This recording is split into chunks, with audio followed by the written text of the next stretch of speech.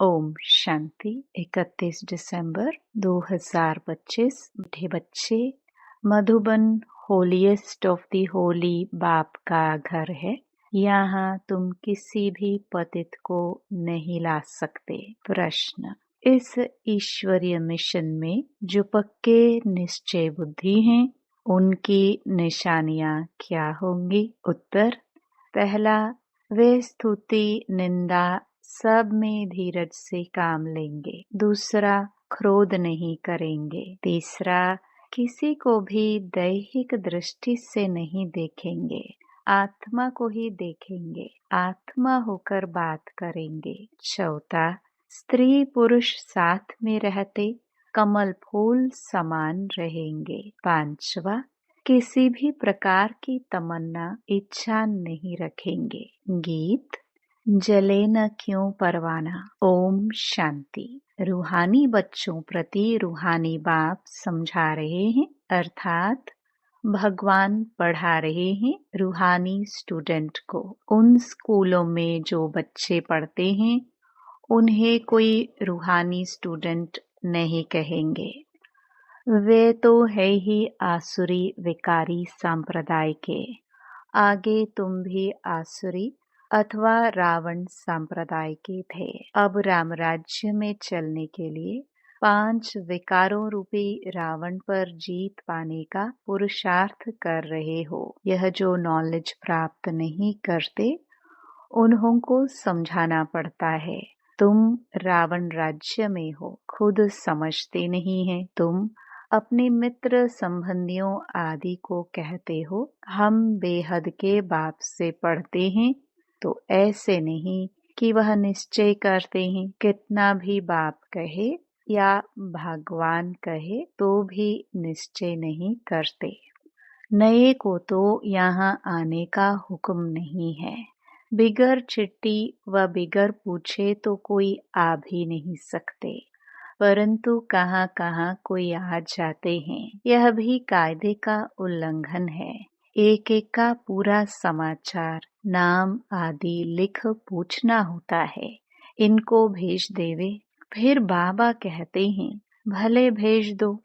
अगर आसुरी पते दुनिया के स्टूडेंट होंगे तो बाप समझाएंगे। वह पढ़ाई तो विकारी पतित पढ़ाते हैं, यह ईश्वर पढ़ाते हैं। उस पढ़ाई से पाई पैसे का दर्जा मिलता है। भल कोई बहुत बड़ा इम्तिहान पास करते हैं, फिर कहाँ तक कमाते रहेंगे। विनाश तो सामने खड़ा है। नेचुरल कैलामिटीज भी सब आने वाली हैं। यह भी तुम समझते हो। जो नहीं समझते हैं उन्हों को बाहर विजिटिंग रूम में बिठाए समझाना होता है। यह है ईश्वरीय पढ़ाई। इसमें निश्चय बुद्धि ही विजयंती होंगे, अर्थात विश्व पर राज्य करेंगे। रावण संप्रदाय वाले तो यह जानते नहीं। इसमें बड़ी खबरदारी चाहिए। परमिशन बिगर कोई भी अंदर आ नहीं सकता। यह कोई घूमने फिरने की जगह नहीं है। थोड़े समय में कायदे कड़े हो जाएंगे, क्योंकि यह है holiest of the holy. Shiv Baba को इंद्र भी कहते हैं ना। यह इंद्र सभा है। 9 रत्न अंगूठी में भी पहनते हैं ना। उन रत्नों में नीलम भी होता है, पन्ना माणिक भी होता है। यह सब नाम रखे हुए हैं। परियों के भी नाम है ना। तुम परिया उड़ने वाली आत्माएं हो। तुम्हारा ही वर्णन है, परंतु मनुष्य इन बातों को कुछ भी समझते नहीं है। अंगूठी में भी रत्न जब डालते हैं तो उनमें कोई पुखराज, नीलम, पेरूज भी होते हैं। कोई का दाम 1000 रुपया तो कोई का दाम 10-20 रुपया। बच्चों में भी नंबरवार हैं। कोई तो पढ़कर मालिक बन जाते हैं, कोई फिर पढ़कर दास दासिया बन जाते हैं। राजधानी स्थापन होती है ना, तो बाप बैठ पढ़ाते हैं। इंद्र भी उनको ही कहा जाता है। यह ज्ञान वर्षा है। ज्ञान तो सिवाय बाप के कोई दे न सके। तुम्हारी एम ऑब्जेक्ट ही यह है। अगर निश्चय हो जाए कि ईश्वर पढ़ाते हैं, फिर वह पढ़ाई को छोड़ेंगे नहीं। जो होंगे ही पत्थर बुद्धि, उनको कभी तीर नहीं लगेगा। आकर चलते चलते फिर गिर पड़ते हैं। 5 विकार आधा कल्प के शत्रु हैं। माया देह अभिमान में लाकर थप्पड़ मार देती है, फिर आश्चर्यवत सुनंती कथनती भागंती हो जाते हैं। यह माया बड़ी दुष्टुर है, एक ही थप्पड़ में गिरा देती है। समझते हैं हम कभी नहीं गिरेंगे, फिर भी माया थप्पड़ लगा देती है। यहाँ स्त्री पुरुष दोनों को पवित्र बनाया जाता है, सो तो ईश्वर के सिवाय कोई बना ना सके। यह है ईश्वरीय मिशन। बाप को खिवैया भी कहा जाता है। तुम हो नैया, खिवैया आते हैं सभी की नैया को पार लगाने। कहते भी हैं सच की नैया डोलेगी परंतु डूबेगी नहीं। कितने ढेर के ढेर मठ पंथ हैं। ज्ञान और भक्ति की जैसे लड़ाई होती है, कभी भक्ति की भी विजयी होगी, आखिर तो ज्ञान की ही विजय होगी। भक्ति के तरफ देखो, कितने बड़े बड़े योद्धे हैं। ज्ञान मार्ग की तरफ भी कितने बड़े बड़े योद्धे हैं। अर्जुन भीम आदि नाम रखे हैं। यह तो सब कहानियां बैठ बनाई हैं, गायन तो तुम्हारा ही है। हीरो हीरोइन का पाठ तुम्हारा अभी बज रहा है। इस समय ही युद्ध चलती है। तुम्हारे में भी बहुत हैं जो इन बातों को बिल्कुल समझते नहीं हैं।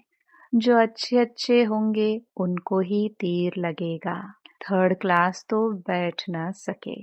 दिन प्रतिदिन बहुत कड़े कायदे होते जाएंगे।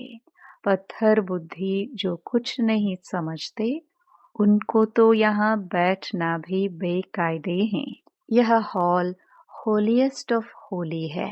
पोप को होली कहते हैं। यह तो बाप है, होलीएस्ट ऑफ होली। बाप कहते हैं इन सभी का मुझे कल्याण करना है। यह सब विनाश हो जाने वाले हैं। यह भी कोई सब थोड़े ही समझते हैं। भल सुनते हैं, परंतु एक कान से सुन दूसरे कान से निकाल देते हैं। न कुछ धारण करते हैं न कराते हैं। ऐसे गूंगे बहरे भी बहुत हैं। बाप कहते हैं हियर नो ईवल। वह तो बंदर का चित्र दिखाते हैं, परंतु यह तो मनुष्यों के लिए कहा जाता है। मनुष्य इस समय बंदर से भी बदतर है। नारद की भी कहानी बैठ बनाई है। उनको बोला तुम अपनी शक्ल तो देखो, 5 विकार तो अंदर में नहीं है। जैसे साक्षात्कार होता है, हनुमान का भी साक्षात्कार होता है ना। बाप कहते हैं कल्प कल्प यह होता है। सतयुग में यह कुछ भी बातें होती नहीं। यह पुरानी दुनिया ही खत्म हो जाएगी। जो पक्के निश्चय बुद्धि हैं वह समझते हैं कल्प पहले भी हमने यह राज्य किया था। बाप कहते हैं बच्चे अब दैवी गुण धारण करो, कोई बेकायदे काम नहीं करो। स्तुति निंदा सब में धीरज धारण करना है। क्रोध नहीं होना चाहिए। तुम कितने ऊंच स्टूडेंट हो। भगवान बाप पढ़ाते हैं, वह डायरेक्ट पढ़ा रहे हैं, फिर भी कितने बच्चे भूल जाते हैं क्योंकि साधारण तन है ना। बाप कहते हैं देहधारी को देखने से तुम इतना उठ नहीं सकेंगे। आत्मा को देखो। आत्मा यहाँ बुरकटी के बीच रहती है। आत्मा सुनकर कांध हिलाती है। हमेशा आत्मा से बात करो। तुम आत्मा इस शरीर रूपी तख्त पर बैठी हो। तुम तमो प्रधान थी, अब सतो प्रधान बनो। अपने को आत्मा समझ। बाप को याद करने से देह का भान छूट जाएगा। आधा कल्प का देह अभिमान रहा हुआ है। इस समय सब देह अभिमानी हैं। अब बाप कहते हैं देही अभिमानी बनो। आत्मा ही सब कुछ धारण करती है। खाती पीती सब कुछ आत्मा करती है। बाप को तो अभोक्ता कहा जाता है। वह है निराकार। यह शरीरधारी सब कुछ करते हैं। वह खाता पीता कुछ नहीं, अभोक्ता है। तो इसकी फिर वो लोग कॉपी बैठ करते हैं। कितना मनुष्यों को ठगते हैं। तुम्हारी बुद्धि में अभी सारा ज्ञान है। कल्प पहले जिन्होंने समझा था वही समझेंगे। बाप कहते हैं मैं ही कल्प कल्प आकर तुमको पढ़ाता हूँ और साक्षी हो देखता हूँ। नंबरवार पुरुषार्थ अनुसार जो पढ़ा था वही पढ़ेंगे। टाइम लगता है। कहते हैं कलयुग अभी 40,000 वर्ष शेष हैं। तो घोर अंधियारे में है ना। इसको अज्ञान अंधियारा कहा जाता है। भक्ति मार्ग और ज्ञान मार्ग में रात दिन का फर्क है। यह भी समझने की बातें हैं। बच्चे बड़ी खुशी में डूबे हुए रहने चाहिए। सब कुछ है, कोई तमन्ना नहीं। जानते हैं कल्प पहले मिसल हमारी सब कामनाएं पूरी होती हैं। इसलिए पेट भरा रहता है। जिनको ज्ञान नहीं उनका थोड़े ही पेट भरा रहेगा। कहा जाता है खुशी जैसी खुराक नहीं।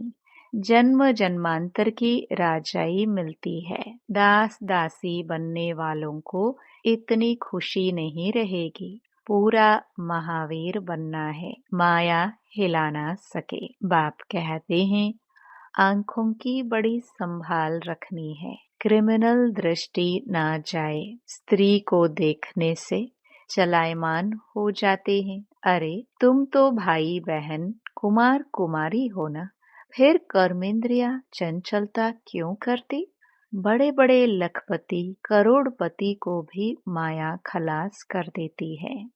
गरीबों को भी माया एकदम मार डालती है। फिर कहते बाबा हमने धक्का खाया। अरे 10 वर्ष के बाद भी हार खा ली।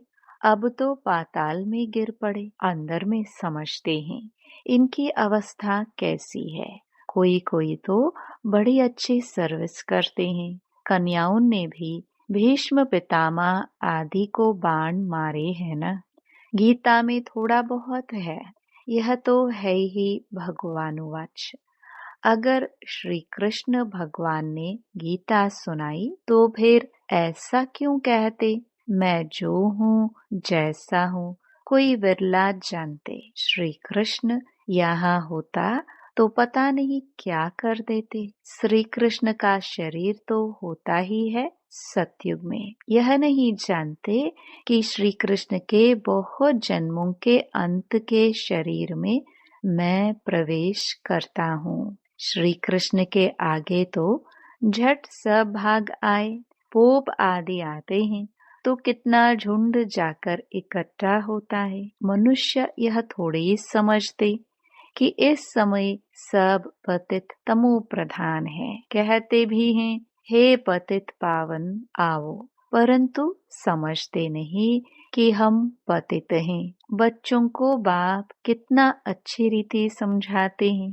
बाप की बुद्धि तो सब सेंटर्स के अनन्य बच्चों तरफ चली जाती है। जब जास्ती अनन्य बच्चे यहाँ आते हैं तो फिर यहाँ देखता हूँ। नहीं तो बाहर में बच्चों को याद करना पड़ता है। उनके आगे ज्ञान डांस करता हूँ। मेजॉरिटी ज्ञानी तो आत्मा होते हैं तो मजा भी आता है। नहीं तो बच्चियों पर कितना अत्याचार होते हैं। कल्प कल्प सहन करना पड़ता है। ज्ञान में आने से फिर भक्ति भी छूट जाती है। घर में समझो मंदिर है, स्त्री पुरुष दोनों भक्ति करते हैं। स्त्री को ज्ञान की चटक लग जाती है और भक्ति छोड़ देती तो कितना हंगामा हो जाएगा। विकार में भी ना जाए। शास्त्र आदि भी न पढ़े तो झगड़ा होगा ना। इसमें विघ्न बहुत पड़ते हैं और सत्संग में जाने के लिए रोकते नहीं हैं। यहाँ है पवित्रता की बात। पुरुष तो नहीं रह सकते तो जंगल में चले जाते, स्त्रियां कहाँ जाए। स्त्रियों के लिए वह समझते हैं नरक का द्वार है। बाप कहते हैं यह तो स्वर्ग का द्वार है। तुम बच्चियां अभी स्वर्ग स्थापन करते हो, इनसे पहले नरक का द्वार थी, अभी स्वर्ग की स्थापना होती है। सतयुग है स्वर्ग का द्वार, कलयुग है नरक का द्वार। यह समझ की बात है। तुम बच्चे भी नंबरवार पुरुषार्थ अनुसार समझते हो। भल पवित्र तो रहते हैं, बाकी ज्ञान की धारणा नंबरवार होती है। तुम तो वहां से निकलकर यहाँ आकर बैठे हो, परंतु अब तो समझाया जाता है गृहस्थ व्यवहार में रहना है। उन्हों को तकलीफ होती है। यहाँ रहने वालों के लिए तो कोई तकलीफ नहीं है। तो बाप समझाते हैं कमल फूल समान गृहस्थ व्यवहार में रहते पवित्र रहो। सो भी इस अंतिम जन्म की बात है। गृहस्थ व्यवहार में रहते हुए अपने को आत्मा समझो। आत्मा ही सुनती है, आत्मा ही यह बनी है।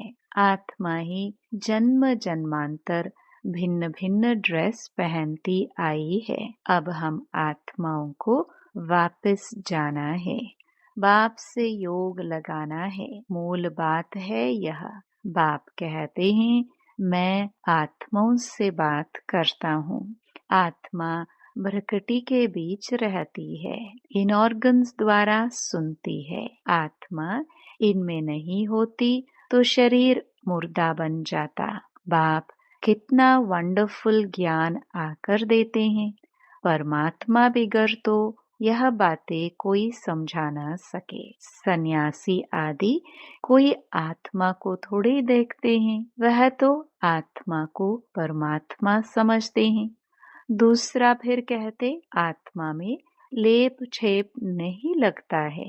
शरीर को धोने गंगा में जाते हैं, यह नहीं समझते आत्मा ही पतित बनती है, आत्मा ही सब कुछ करती है। बाप समझाते रहते हैं यह मत समझो हम फलाना हूँ, यह फलाना है, नहीं, सब आत्माएं हैं।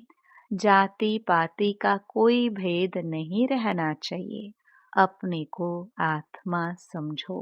गवर्नमेंट कोई धर्म को नहीं मानती। यह सब धर्म तो देह के हैं, परंतु सब आत्माओं का बाप तो एक ही है। देखना भी आत्मा को है। सभी आत्माओं का स्वधर्म शांत है। अच्छा, मीठे मीठे सिखिलदे बच्चों प्रति माता पिता बाप दादा का याद प्यार और गुड मॉर्निंग। रूहानी बाप की रूहानी बच्चों को नमस्ते। धारणा के लिए मुख्य सार। पहला, जो बात काम की नहीं है उसे एक कान से सुन दूसरे से निकाल देना है। Hear no evil. बाप जो शिक्षाएं देते हैं उसे धारण करना है। दूसरा, कोई भी हद की तमन्नाएं नहीं रखनी है। आंखों की बड़ी संभाल रखनी है, क्रिमिनल दृष्टि न जाए। कोई भी कर्मेंद्रिय चलायमान न हो। खुशी से भरपूर रहना है। वरदान, माया के खेल को साक्षी होकर देखने वाले सदा निर्भय मायाजीत भव। समय प्रति समय जैसे आप बच्चों की स्टेज आगे बढ़ती जा रही है, ऐसे अब माया का वार नहीं होना चाहिए। माया नमस्कार करने आए, वार करने नहीं। यदि माया आ भी जाए तो उसे खेल समझकर देखो। ऐसे अनुभव हो जैसे साक्षी होकर हद का ड्रामा देखते हैं। माया का कैसा भी विकराल रूप हो, आप उसे खिलौना और खेल समझकर देखेंगे तो बहुत मजा आएगा। फिर उनसे डरेंगे व घबराएंगे नहीं। जो बच्चे सदा खिलाड़ी बनकर साक्षी हो माया का खेल देखते हैं, वह सदा निर्भय व मायाजीत बन जाते हैं। स्लोगन: ऐसा स्नेह का सागर बनो जो क्रोध समीप भी न आ सके। अव्यक्त इशारे: अब संपन्न व कर्मातीत बनने की धुन लगाओ। कर्मातीत अर्थात कर्म के अधीन नहीं, कर्मों के परतंत्र नहीं, स्वतंत्र हो, कर्मेंद्रियों द्वारा कर्म कराओ। जो गायन है कि करते हुए अकर्ता, संपर्क संबंध में रहते हुए कर्मातीत। क्या ऐसी स्टेज रहती है? कोई भी लगाव न हो और सर्विस भी लगाव से न हो, लेकिन निमित्त भाव से हो। इससे सहज ही कर्मातीत बन जाएंगे। ओम शांति।